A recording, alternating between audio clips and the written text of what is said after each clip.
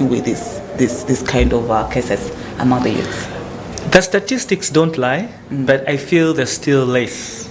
Because if you look at the demographies, they might have just covered Kampala, the central or the urban areas. Yeah. But when we go out, we realize the number is continually increasing. And somebody once said, we have not yet felt the impact of COVID-19. Yes. So we'll be seeing it by 2030.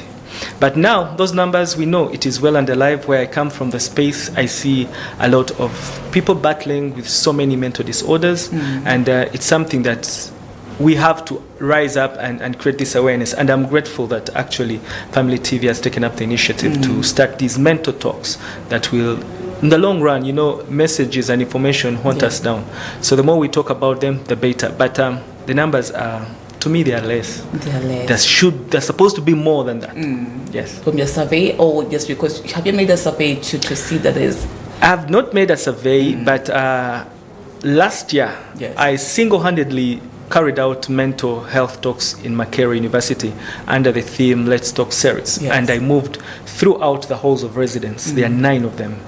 And what I saw there, what I felt, it's alarming. So if you do that small survey in Makerere, we have over, I think, 43 universities today. Yes. And not only students, even us adults and parents, we have our own mental disorders. And every time you go out and ask people, are you mentally ill or are you having a disorder? They'll tell you, they are swift to say, no, I don't. But yet there is one of it that everyone is a suspect of, the small screens. We are addicted to our small screens. Yes. And yet, when we ask, are you mentally ill? In that word, you'll say no. No. So that statistics goes back to, for me, I feel it's less. And we have so many people out there battling with mental disorders. So what does this indicate to the young generation, especially? If we don't cure it now, then it's going to affect us tomorrow. And I don't blame the government, I don't blame us parents, I don't blame the adults, I don't blame the institutions. Yes. First of all, we need to understand that mental health was not a thing in our culture, in the African setting. If I may ask you how you call a mental ill person, what is the name? It's that same name, Musazi or Mulalu. But Musazi Mulalu is just one piece of the puzzle. We have other mental disorders. So because we don't have it in our culture, it was not there, so it's something that is just coming to us and we have not yet accepted. We are still in denial. And because we're in denial, we fail to take lead or to take up actions or to seek advice or to have these awareness campaigns because we even hardly know what it is. So as the statistics rise, for me, I feel we are facing a crisis. Yes. If not cured today. And that crisis is it has already happened because if you look at the numbers, it's already there. So it is time we take lead and get to understand these mental disorders and tell people it is okay not to be okay. Then open the conversation for us to be able to pour out, as they call it, to vent. Yes. Because once you vent, you're halfway solving the Great, the interesting. So to go back to the COU Foundation, maybe we'll need to describe this mental illness. What is it all about? How does it evolve? Maybe start from Now, we shouldn't mistake mental health to mental illness. to mental illness. So when we talk about mental health, we are talking about 3 things. Okay. 1, clarity, connectivity, and peace. Within, not without. Now, when we understand that, we realize that these mental disorders are coming to create chaos, distractions, and disconnection. Now, what are the causes? Back to the question. We have 3 categories of mental disorders. The first one is the general mental disorder, which I want to call the biological disorder. We are born with it biologically. You've grown up in a place where they tell you this family has this kind of disorder. It's generational. Or they'll tell you, his grandfather, or in their family, or they have it. But the good news is Bruce Lipton wrote a book called Biology, and he said you can break the DNA of those mental disorders by changing the way you think. So we have a prototype already, regardless of which family I come from. If I change the way I think, I am halfway short-circuiting that DNA that brings out that disorder. The second disorder comes out of experiences. There's an African proverb that says, a man does not fear the bush, he fears what he meant in the bush. Okay. Right? So if you've ever been bitten by a snake, when you see something scrolling dark and you run away, yes, it's a disorder. We have people, I have friends who have failed even to marry today because they were denied or they were rejected way back. So every time they look at beautiful girls, they're already stressed, anxiety and depression hits in out of our own experiences. Then the third is the environment we live in. They tell me, show me your friends and I'll tell you who you are. If you're in company of 5 fools, congratulations, you're going to be the fifth. If you're in a group of drunkards or addicts, you're going to be one of them. So even the environment also creates those mental disorders. And finally, the one we talked about is the small screen syndrome. This is everybody's choice. We choose. You know, there are people I know of that can't stay away from the phone for less than even 3 minutes. Statistically, we are saying an average human being spends 3 hours on their phones. That is culture, 3 hours. But I know we spend more. And this is something we choose from. I think I'm forgetting the author, this guy who started X, wrote a book years back. And he said, we have what we call the dopamine effect, the technology dopamine effect. When you use these smartphones, they tend to give you that feel-good hormone called dopamine. And every time you want to feel good because we're human beings. Now, whenever you scroll, you get a message from your friend, you're excited, you have likes, and when you don't get messages, when they are not liked your content, you get there, you're miserable, you think you're less, you think you're inferior, you lose your identity. We want to copy up because of the dopamine effect. So when you have those 4, they bring the whole package of the types and background of mental disorders. That is from within. Sorry? The one that you're giving us. Yes. Are they from within, or is it just because you told us all from within? Yes. And now, yes. For example, let me give you an example of the small screen syndrome. If I don't know who I am, I'm going to look for validation and affirmation from the small screen. So that shows that I don't have peace within. I'm searching for peace without. And truth of the matter is that you'll never find peace without. It comes from within. Now, the whole of the 4 mental disorders or types we have talked about are from within. So it is up to you. That's why the Greek had mastered this. They had written all over the temples in Delphi that man, know thyself. When you know yourself, then you're going to start to understand your inner layers. You get to understand who you are. You start feel that you're adequate. You start feeling that you're enough. You're not comparing. You're not searching. You have this calmness within. And every time you have it within, it's what you replicate out. That means you choose where you want to be. You choose the things that you focus on. You choose your area of convenience. Now, that brings you back inside to have the peace, the clarity, and the connection that is within. Great, interesting. So now we'll look at the mental illness. Let's look at that area. Mental health and mental illness. There is a difference between the 2 of them. Okay. Mental health is my state of being. I am healthy. I'm at peace. I have clarity, leather sharp. Then I'm connected. You know, I can ask you, you've been coming here for the last, I do not know, but you may meet somebody and ask them, can you tell me specifically what is there from maybe Mapera building to this building? And people may not tell you. They are not connected. They are focused, actually the word is focus, coming to work, but they lose sight of the environment, and yet it is the ecosystem. You may leave this place and sit in a taxi, or you're driving and you meet people, you never talk to them. We have gotten to be friends with people that are far away from us on social media, losing sight of people that are close to us. Right? Now, when we talk about mental health, simply means you have clarity, you are calm within, you have peace, and you are connected. When we talk about mental disorders, it's the reverse, right? There's chaos everywhere. You're isolating. Many people think isolating yourself is one way of finding yourself. No. Right? You're scattered to an extent that you actually do not know who you are. Like everything about you does not make sense. And when it gets to that level, that's when it gets to the last pillar when it comes to mental disorders of suicides. Because you start to believe that you're inadequate, nobody cares for you, nobody's listening to you, you're not being seen, you're not being understood, you're not being heard. And that is not because the environment is not doing it. It's because of the mental thoughts that you are having. Let me give you a small statistics to prove to you that actually mental disorders are real. An average human being, statistically, is said to have 56 thoughts in less than a minute. Okay. Which is okay. I'm here, I'm thinking, what time is this show ending? Yeah. I'm here asking myself, what are you going to ask? Yes, you know, we're all thinking. But out of the 56 thoughts, 80 are repetitive, which is okay. The way you came here today is the way you will come and forever will be. Yeah. The way you sleep, the way you get up in the morning. The same routines and rituals, that's what Albert Einstein once said were products of habits.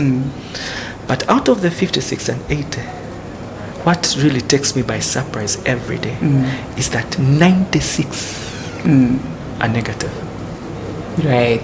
Negativity. I'll look at your hair, I'm like, Ritah, I don't like that hair. I'll look at your color, I'm like, I don't. We are products of negativity. We can't see anything good. Yes. And it's not that we can't see it because the brain does not see out of abstract. It creates patterns. Now, the negative patterns are the patterns you have created within you. That means the negative patterns you're going to see in your environment. That's why they tell us you attract not what you want, who you are. Yeah. Because the brain creates that energy that brings the alike things. If I was in church, they will tell you, you reap what you sow, right? Yes. Because in the brain, it's already formed. Now, all those are mental disorders. We have 27 emotions, an average human beings. So if you cannot manage your 56 thoughts, you can't manage your 27 emotions, how can you be seen, be understood, and be heard? No way. Wow. So it creates that whole chaos within that you can't find nothing. And you're all there, everything turns to be negative because that's what you think within you, and that's how you feel. And because you think and feel, you act. Yeah. So let's relate this to the young generation, especially among the youth. I think this is some of the things that we see among them. Identity is one of the most things that I've seen most of the young youths in universities trying to identify who they are in themselves. You see, when you look at those who get into drug addictions, get into other things because they feel like they want to find out who they are in themselves. Now, as you said, identity. The other day we had a workshop on identity crisis amongst the youth. And this was at Asifu International School. We went there. I realized that many people think identity is being good. No. Identity is not being good. It is being who you are. Yeah. When you read your Bible, let me bring it back to, because we are a Christian-founded institution. When you look at your Bible, God tells us that He created Pharaoh like that. Yeah. Bad. So that His will can be manifest, can be seen. Yeah. And the same thing happens with us. When you want me to be good, yet I am bad, you're creating a disorder. Right. Because I'm trying to be who I'm not. Now the question is, can you let me be who I am? Now, when these youth come to university or even out there where they are, the first thing is that they don't know who they are, and they're trying to become who they are. We go back to Genesis 1. God creates me and you in His image and likeness, and the devil comes and tells you, do you want to be like? You're already created in God's image. So you're trying to be what you already are. Lost identity. That's where identity starts from. We don't know who we are. Now, the youth, with the exposure and the digital era, they are trying to see everybody. You had that slogan saying that you want to catch up with the Kardashians. So you want to be like them. So if you want to be like the Kardashians, who's going to be like you? So the thing I ask everybody, young and old, if God or Allah is to come today, will He identify you? Yes. That's the question. Now, the more you keep resonating with this question, the more you start to find yourself. Because identity is not something that comes today. It is a ripple effect. And it's a process. So if you join Makere, you want to act like Makerians. No, act the way you are because you're in Makere for a season. They're seeing young men in my university who are training themselves as early as possible. I think rich young, So it also, I think, also someone goes in there thinking maybe if I do this and I might become like the other gentleman, the other lady, and they forget the backgrounds where they are coming from. And I think it all starts with the parents failing to to show these youths or these children that where you are going, you are going there for the purpose of doing this and this. Remembering that where you are coming from, I'm not like Dr. Herbert, I'm not like Mercy, I'm not like Rowan. Yes, maybe. Knowing yourself, know thyself. And this, even the groups that these kids are in or these learners are in create the ripple effect. You want to be like somebody you don't know, maybe has just borrowed the car, right? But you're spending sleepless nights trying to think, where am I going to get money? Now, when we talk about mental health, even not only the learners, it is a chain. It starts from one person. I ask people, which is the smallest unit of a community? And they tell me a family. I tell them no. I ask them the same question. What is the population of the world today? They tell us 8.0 billion people. I tell them no. The population of the world today is 2 people, a male and a female. The smallest unit of a family, 2 people, man and a woman. Without a man and a woman, nothing happens. So everything starts from home. Now the challenge we are facing like parents is that we have become busy being busy. We have mistaken presence to presence. We give you the tabs, we give you the laptops, we subscribe, we buy these Reuters, free Wi-Fi. Now, the internet has nurtured our kids, and we do not know who they are, and neither do they know who they are, and they don't know what route to take. Now, there is a whole talk about the family itself. Now, we come back to the teachers. Right? I'm sure when you're studying, you had this one teacher who would tell you, or lecturer, if you don't give me the notes the way I gave them to you, I'm going to fail you. Or you're in class and somebody's telling you you're inadequate, you give your answer, you're like, what are you thinking? I can't imagine. They belittle you. Or you have now, even as the teachers or the lecturers have a role to play when it comes to mental health. Now, we have the learners themselves, peer learning. We have had this, it's called the stereotyping, right? And this has created also more mental disorders. But most importantly, we have the environment in which we grow in. The ecosystem also has to nurture us. So you come to university, you have to be very confident and covenant or very knowledgeable about the 4 spheres. And those 4 start with you. But remember, it starts from home. It starts from home. And we are absent parents. That's the truth. We are absent parents, and we are not there to guide. So when it comes to the emotional side, I think also that we have seen that among the youths in the universities being emotionally disturbed. How is that also raising up to this matter? Now, when it comes, first of all, it's a disclaimer. I'm not a psychologist. I'm not a psychotherapist. I'm not nothing to do with the cycles. I have studied the brain more than any other thing on this planet, and I'm still learning it. So I come from a neuroscience perspective to understand some of these mental disorders. Now, when we talk about mental disorders, when we talk about emotional intelligence, we need to go backwards to understand how do emotions happen. They don't come out of abstract. The pattern is very simple. What you think, the sensation starts from the 5 senses. Your ears, your nose, your mouth, your everything. Feeds into your brain. And that creates the thought, because it goes into a pattern to create a thought. Now, once the thoughts are created, now we have the emotions. Emotions come from the energy, the feeling of those thoughts that you have created. And we talked about them, the 27. Now, once you have the emotions, now you have the action. That's why we see people who act out of empathy, out of compassion, out of love. And we have people like Hitler, we have people like Bin Laden, we have people who act out of negative emotions. Now, how does that come? It starts from the thought. Now, when we talk about emotions, we need to first understand how do we think.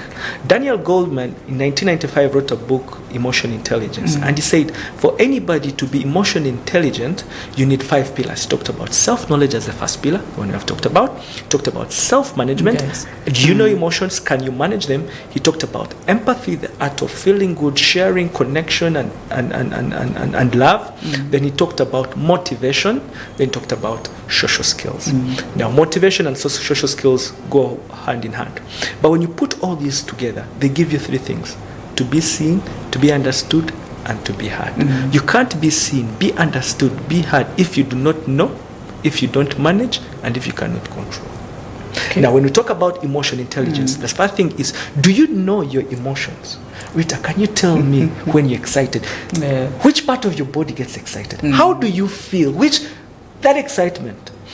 Do you know when you're angry? Can you be having a conversation with somebody and all of a sudden you're like, this guy is getting angry, or this person is getting angry, let me shift. Okay. That is knowing. Yeah. Now, you tend to know, not only knowing in theory, but also knowing in facial expressions. Okay. Right? Not the other, but your own self. First. Now, once you know, how do you manage? Can you manage? We have what we call the space gap. If we start an argument here and I start shouting at you, chances are you want to shout back. Whenever there is friction, the conversation or the friction ignites. It's like, I think it's Newton who said that physics motion, that when somebody has already started moving something and you push it, it moves easily. Yeah. The same happens. When you start shouting and I shout back at you, we will shout until the cows come back. But are you emotionally intelligent to pause and keep quiet and let me shout out, as they say? There is that space. And from a mental perspective, we know it takes only 5 seconds to short circuit that negative thought. So the pause is the most important. I am talking to you because there is a pause. Music is music because there is a pause. This room is a room, or the studio is a room because there is a space. Yeah. So the space is the most important. That's the first one. The second, after you've created the space, what do you do? Because we're talking about managing the emotions. Are you going to continue? Are you going to walk back? And at times, it's very hard. But we have this tip that I want to give the audience. It's very practical. Yeah. Every time there's something disturbing your thoughts, the first thing is to use your 5 senses. Look around and ask yourself, what 5 things am I looking at? Name them. I'm looking at you, I'm looking at the lights, I'm looking at the studio, I'm looking at the microphone. 5 seconds gone. If you can't, the 5 things, 4 things. What are you hearing? There's so many things. So you use your 5 senses, starting with your eyes, your ears, your nose, and the rest, up to you get to your test and get back to your mouth and ask yourself, did I brush my teeth? Or am I? By the time you finish all that, you are calm and at peace within. So you've avoided the quarrel that was going to lead into a fight. Yes. Or you're in a presentation and somebody is asking you something and you cannot respond back. Just keep quiet for a moment, right? So once you know you've managed, then are you able to control and replicate this? Now that's how we get back to manage our emotions. But the underscore of it is the cardinal principle. Do unto others what you want them to do unto you. Yeah. Right? Once you know that people get angry because of this, or I get angry because of this, you don't do it. And that is emotional intelligence. Yes. The power of you being able to stop before you act. And once you stop before you act, you're controlling your emotions, which will control the way you act. Wow. It's a good one. Right. So before we get into a quick commercial break, how do you diagnose the mental health conditions in the young people? Majorly? Now, diagnosis is a very interesting one. But most importantly, they tell us when you try to diagnose something, it's like giving you a glass and you break it, you scatter it down, and it turns into 1,000 pieces, and you're going to diagnose the 1,000 pieces of the glass, right? But there are small things that you need to get to know about yourself. The first thing is, if you are an athlete or you love sports, and all of a sudden your interest in that disappears, you no longer do it, check yourself. If you love football, or let's take it in those sport things, and you find yourself you're not doing, or you're irritated, or you don't have time for it, there's something wrong. Then we also have isolation. Yes. When you stay away from certain things. The other is when you lose your appetite. They say in the female, most cases, you either lose your appetite or you start having a sweet tooth, as they call it. No. You're going for things with sugars. Sugar builds the dopamine. So most people end up even putting on weight. Now, when there is a difference in your life patterns, it's high time you first stop and ask yourself, what went wrong? Then we have people who even start talking too much. They get irritated by small things that they're not used to, right? Now, you start noticing like there's something wrong with this person. I just greeted him and they did not respond. Now, the other, back on social media, we have people who post their feelings and emotions on their statuses. I have a friend who has helped so many. Okay. They post and she's like, this one is battling with something. And she'll reach out. And indeed, they are. Now, we need to also be keen on what we post. Then the other, you get so much interested in watching movies, right? You're trying to run away from yourself to find yourself. Let's start from here after the quick commercial break. It's a beautiful conversation. We are digging deeper into it, Dr. Herbert. We are talking about the mental health cases among the young people. I think also the adults, we can discuss about them after the break.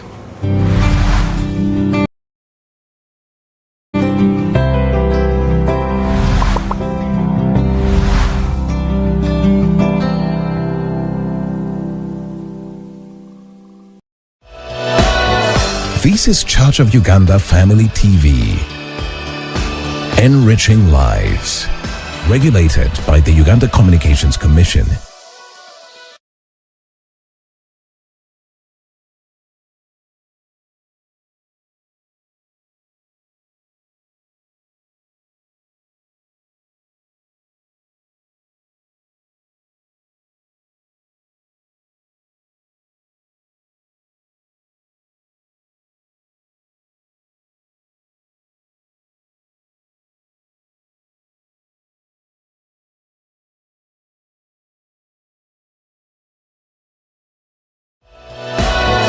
This is Church of Uganda Family TV. Enriching lives. Regulated by the Uganda Communications Commission.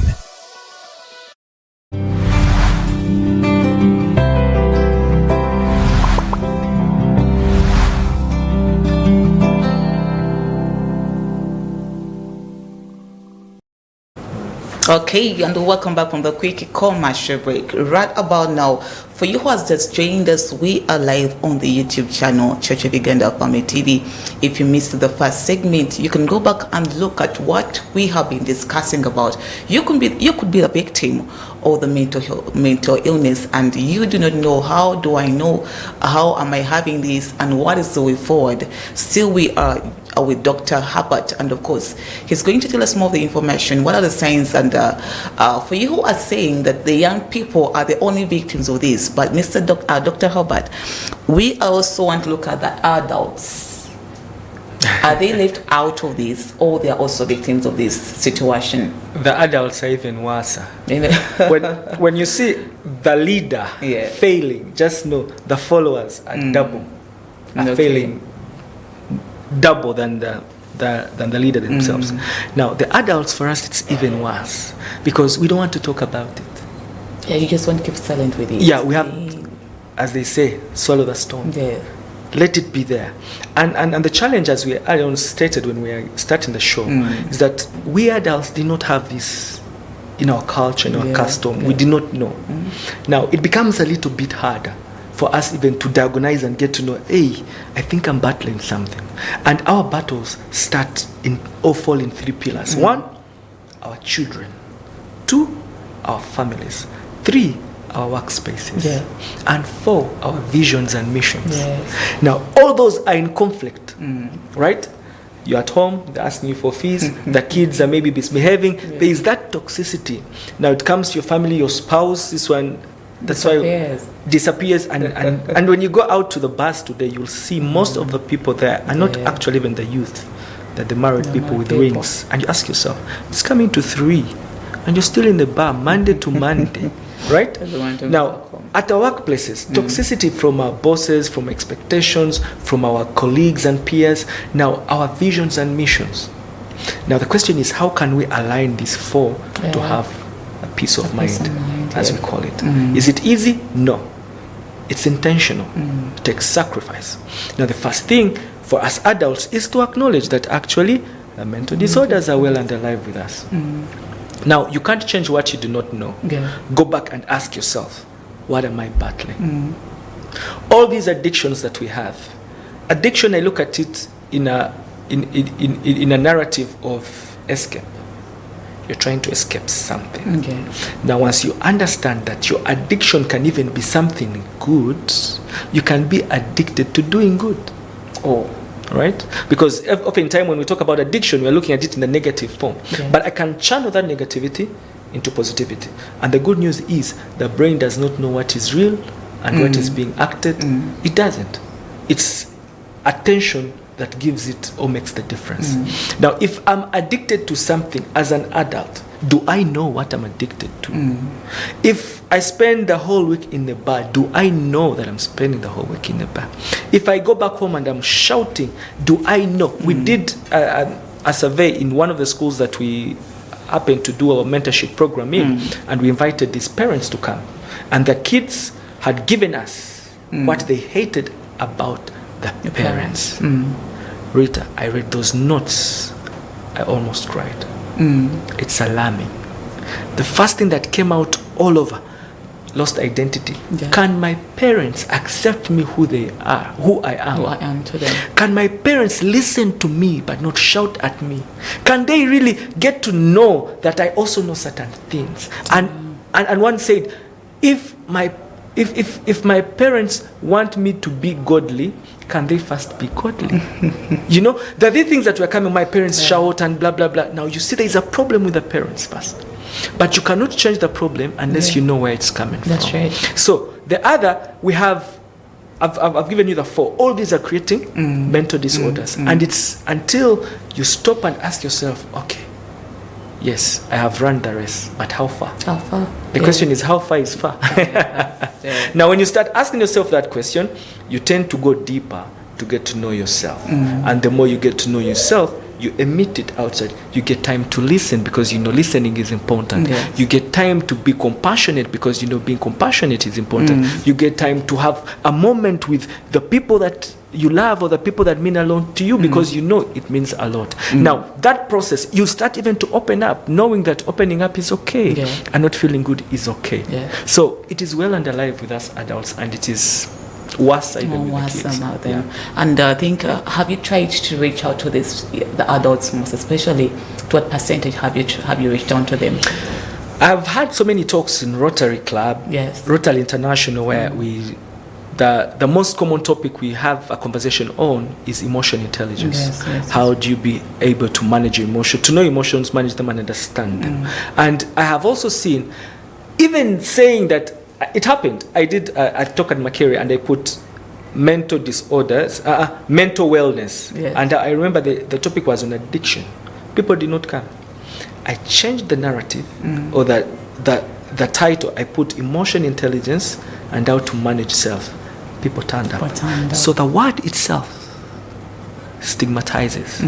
So we need to learn how to move away from the word. And also, as I told you, we have had mentorship talks for parents. Okay, this is the voices and the feelings of your children.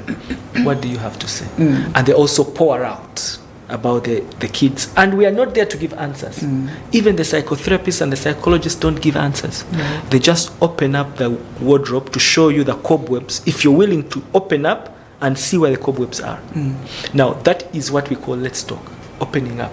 Now, we as adults, that is the most important, opening up. Do you have a friend you can talk to? Because we have heard these things in the media, people committing suicide, people, you know, it's just because they don't have people to talk to. And even being able to listen is a skill. Because I'll be talking to you, you want to criticize, you want to contribute, you are trying to analyze, you're trying to judge me. You're not listening. And people that are battling with mental disorders, we need people who are like a sponge. You know, when you get a sponge and open water, it will just hold the water. It won't be fighting it like how these plastics and others, because it bounces back. And once it bounces back, it creates tension. They need somebody who's just willing to listen. Pour out, pour out. And pour out. But we don't have. We have so many friends that we meet and they're giving us progi, they're bringing this, and they're not willing, even when you show them that there is something you're battling, they're not willing to. It's like because they don't see it. They don't see it. Let's look at the part of the anxiety disorder. What is the take point about it, and how has it affected the young children, the young people? Now we have to go backwards to understand what anxiety is.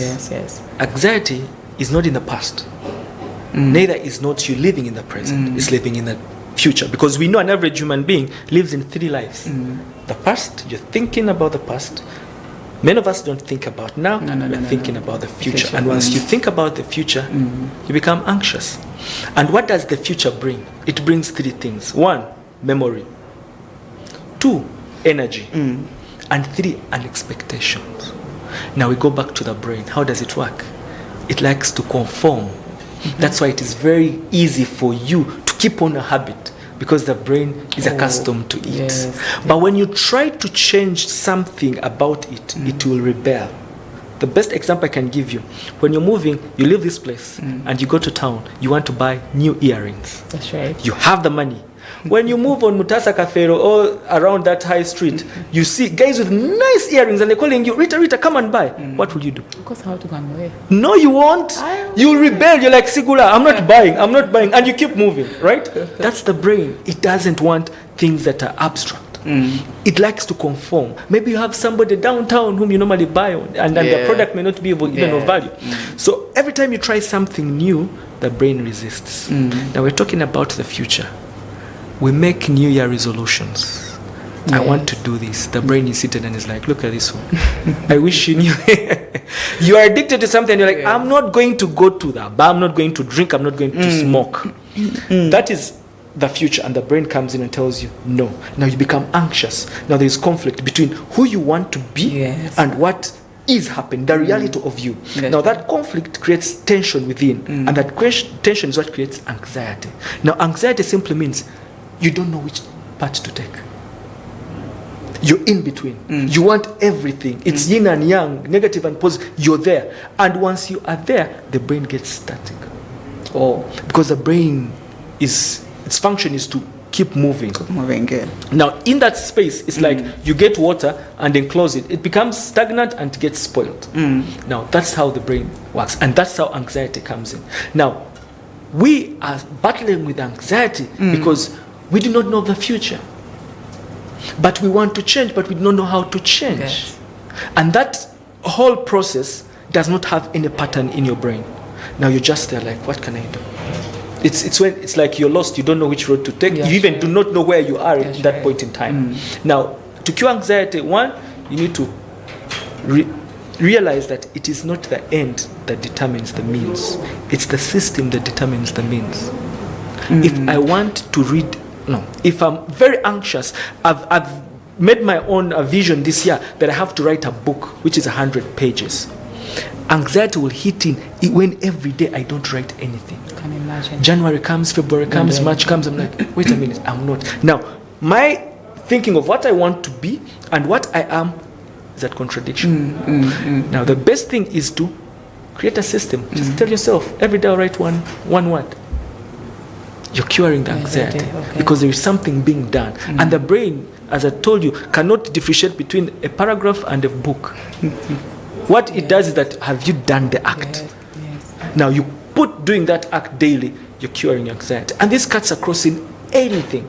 You look at a beautiful girl or a beautiful young man, you become anxious. Because now you're thinking, what are they going to perceive of me? Right? Do I have what to tell her? No, walk. If you're to meet her and just look at her. Words will come. She'll ask you, why are you looking at me? And that will start the conversation. Now, it's the action that cures anxiety. The action cures. Action and intentionality. You know where you're going and come back and break it down and move on a daily. Great. So other parts that I think this is kind of a general and a deeper conversation we need to really expand more about. When you look at the depression now, depression part also being one of the main causes of mental illness, I think, and does it have the treatment options, or this is something which is kind of different? It has. Now we go back to ask ourselves, what is depression? Can you be depressed about the future? Maybe. Yeah, it's on a very low scale. But majority of the people that are depressed, it's about the past. Right. You've not learned how to let go. You're still holding. You're still holding. Yeah. And every time you're holding, you can't hold no more. Right? Now that energy is like getting a kettle and put it on fire with water and cover it. It will start to boil. And that is depression. You boil and boil until when the kettle bursts. Yes. Now, when we talk about depression, simply means, are you able to know your past? I told you 56 thoughts.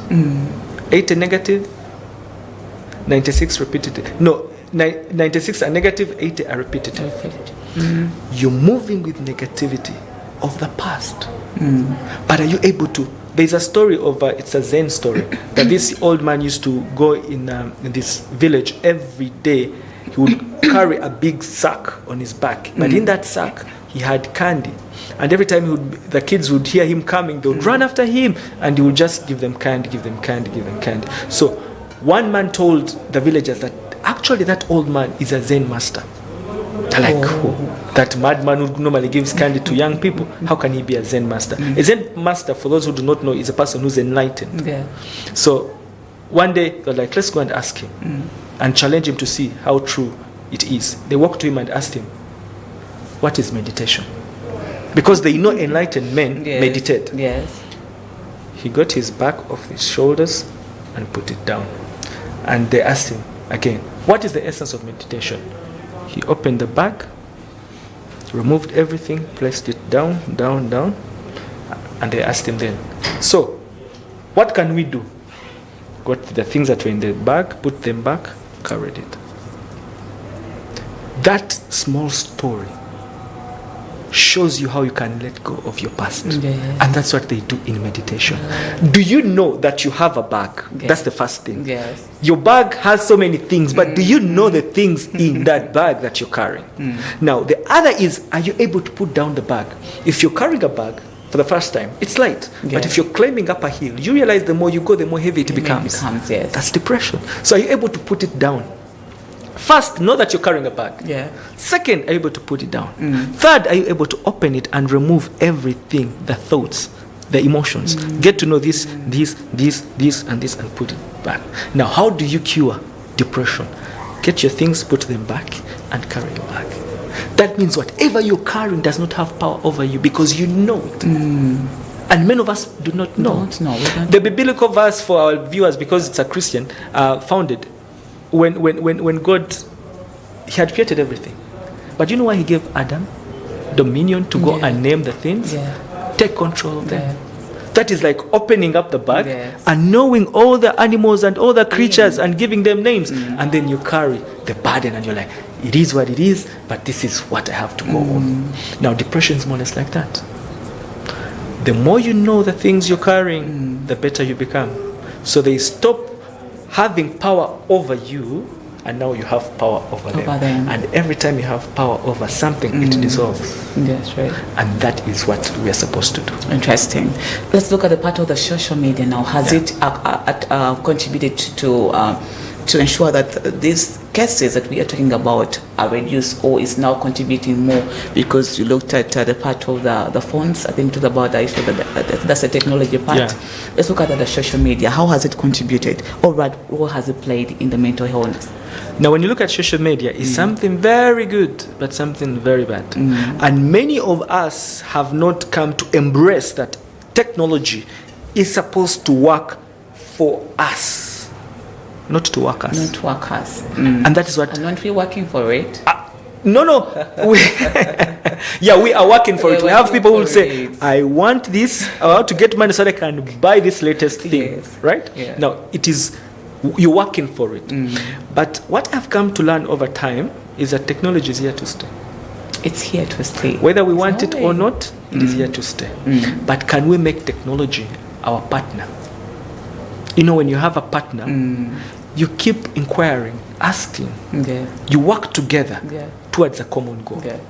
Now, the challenge we have is that technology is not our partner. We think it will push us to become who we are. But it does not. But it can replicate what you think you're supposed to be, and you end up being something else. Now, the first thing is dopamine. There's that dopamine effect from social media that makes us feel good for a small time, but later come back into our disorders. Now, you get your picture. If I know myself, I value myself, I know I have self-esteem, self-love, self-belief. If I post a picture, if you don't like it, congratulations. People normally ask me, Gardner, you have 2 to 3 YouTube channels. and your viewership is less than even 100. And like, and you have so many videos talking about different things. How do you feel? I'm like, no. Those YouTube channels are for me. They are for my growth, not for you. If you definitely land on it, congratulations. Can you pick something? Yeah. But for me, I don't put them out there so that you can like and subscribe. No. Pick and go. Now that one has given me power back to myself. So I'm not looking for affirmations and confirmations from somebody who comments or somebody who likes. I'm doing it because I love what I'm doing, and I'm not keeping it, I'm not holding it, I'm giving it away.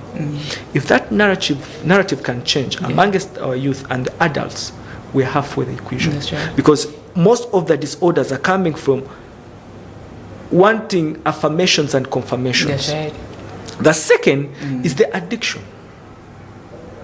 We have become addicted. They say 3 hours, an average human being. And when I ask you, what are you doing in your 3 hours on that screen? Either you're on TikTok, Facebook, WhatsApp. And what are you doing? You're not consuming information. No. We're just sharing information. There's a study that was carried out, I think it was Rennie Brown.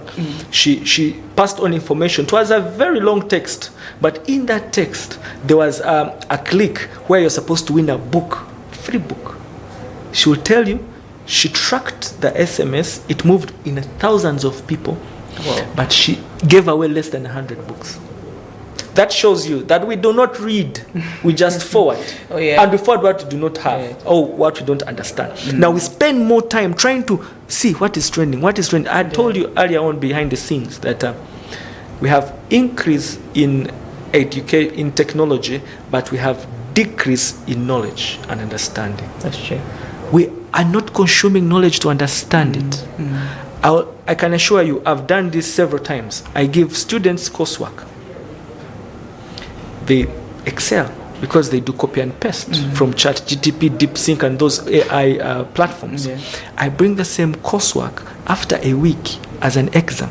They fail. This shows me that they do not understand. They just copy and paste. And the question is, what are you doing? You see, that attention span is what creates the understanding. But you are trying to type something, and you hear that come message, Turu, and you already go there to try to read. Now it's like a small conversation, and you start reading. By the time you come back here, you're lost. Now you're trying to put things that are not connecting. And as you're going to conclude, Turu, you go back. You conclude things that are not there. Now, after that moment, if I come and ask you, tell me, what were you researching? Nothing. So we are not working with it. How do we work with it? Should be the question. When you get your AI, first of all, it does not connect emotionally. Try and write something emotional. It will tell you, I am not programmed. So that is one thing we beat it at. Now, the second, if you ask it, where is the location of Family TV? It will tell you it's located here and here. Do you want me to give you the direction? Do you want me to give you the map? Do you want me to... You see, it's trying to make you a partner. But it is not supposed to be making me a partner. It's me supposed to be commanding it, because it's me who knows what I want. So the flat commands should be followed by specific intentions on what you want. And those are the things that give you information and understanding more. But we're not doing that. The third is that technology has affected us because it has disconnected us. I can be smiling on the phone with somebody who's living 1,000 or million miles away, and yet my daughter who's here, I can't turn and smile at them. I can know somebody on Facebook, in and out, what they like, what they posted, what they did today, but I cannot know a friend who's close to me. And how can we connect and relate if we are far away from ourselves now in thoughts and in feelings? We have lost it. So technology, we should look at it as a blessing, being able to work with it, let it be our partner, but most importantly, know that we are taking lead. It is us. That's why we are human beings. The being is the emotional thing. The being is the thinking and feeling and creating that AI cannot do. It only works on data. Feed it, then it's able to scrutinize and give you what you want. But if you don't feed it, it can't give you. Yet as human beings, lock me in this room for 10 years. When you come back, you'll find some things that have changed. I would have maybe drawn something, I would, because that's what makes me human. And that is what we should understand regardless of the emerging technology. Interesting. And we're coming to the end of this program. What is, in all this we have discussed, what is the way forward? The way forward, I'll give it in a practical way. Yes. Let's stop the notion of seeking medical help. Go and seek medical help. That's just a word. That's true. We have seen it's not helping us. They say 60% of people that have been in Butabika are the people that go back. That's right. So it's not helping us to that extent. Yes, it is, but we are looking at greater impact. One, let's even change the name from Butabika. Let's get a better name. A wellness center, a feel-good center. Let's give it a name to remove that stereotyping. Yeah. Now, these are the 4 things that you can do to become mentally healthy, regardless of the broken bridge or the broken pot. The Japanese have a saying about the broken pots. You bake them better. Yes. The first thing you need to acknowledge that I'm mentally sick. I have a problem. You have to accept it. Accept and say, you know what? I think I have a problem. You can evaluate yourself. Your friends can tell you. You can do those evaluation things that they do online. You just accept as the first thing. The second, after accepting, be willing. I can accept, I'm like, I'm mentally ill, but I'm not willing to go and seek medical attention. Go and talk to somebody. Go and share with a psychologist or psychiatrist or whoever. Be willing. Yeah. But the third, once you meet them, you need to apply. We call it fall forward. Yeah. I've acknowledged, I'm willing to talk to somebody. I have opened up. Now, if they give me prescriptions and they tell me, Gardner, every evening, drink a glass of passion fruit juice. Please, can I drink that glass of passion juice? If they tell me every 3 p.m., go and walk 10 kilometers. Even if it's 9.5, please complete. Once you finish the prescriptions, because we know that 80% of people don't finish the prescriptions. Right. You're suffering from malaria, they give you Coartem, you take 6, you're okay, you throw. It's not helping. Yeah. Now, you know yourself, you acknowledge, you're willing, falling forward. The fourth is that if the first, the second, and the third has failed, are you able to go back to the first? Acknowledge, by the way, I have tried, but I have failed. Then be willing to go back and seek somebody else. Then once you hear, fall forward. And once it also doesn't work, go back to one. The more you do it, you never know which seed, which soil that seed will land on. You'll meet somebody, you'll share with them, and they'll transform your lives. The underscore is be willing. You put those 4 into play, you are halfway. And the other is up to you now to fall forward and be able and willing to complete what they have told you to do.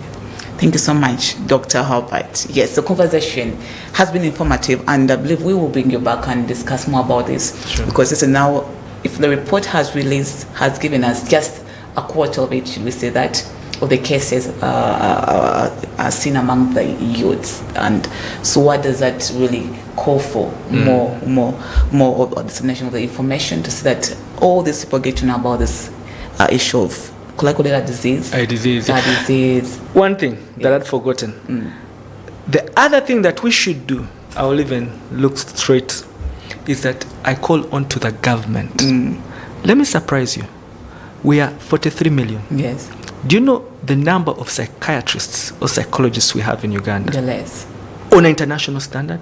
They are less. It is 0.001. Can you imagine? Literally put one psychologist to 10 million people. And these psychologists are in the urban areas. It is high time that we invest so much into these professionals, because they are the solutions that are going to help us. And then put up a campaign to sensitize and make people aware that it is good not to be okay. Great. Yeah. All right. Allow us to wish you a blessed Tuesday. My name is Ritah. Thank you so much for being on this beautiful conversation of the coffee break, and have a lovely day. Bye-bye.